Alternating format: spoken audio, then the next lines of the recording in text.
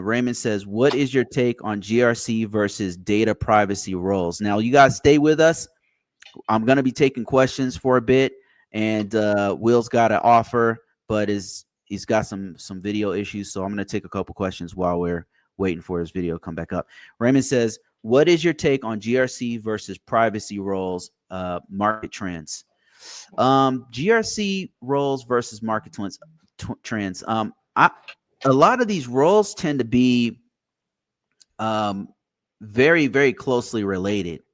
But I have seen more privacy, like specifically only privacy roles crop up in the last few years, the last 5 years or so. I've been seeing more and more. There weren't that many in the beginning.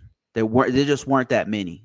So it's kind of gone from 2 to like 4, 5. You know what I mean? It hasn't gone, as opposed to GRC having gone from a few thousand to hundreds of thousands. Like they're growing together.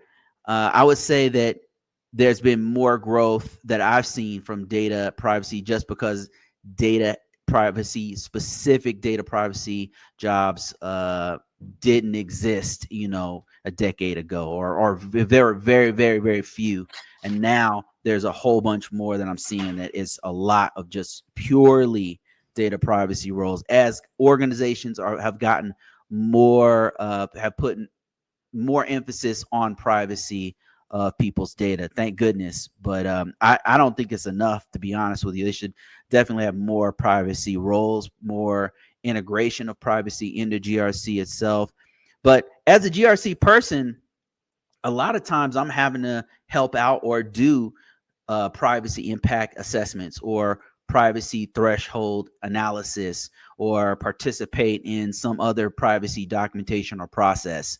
So it's a part of the fabric of being a GRC person. So there's kind of like not that much gap between a GRC person and a data privacy person, but there are purely privacy positions out there.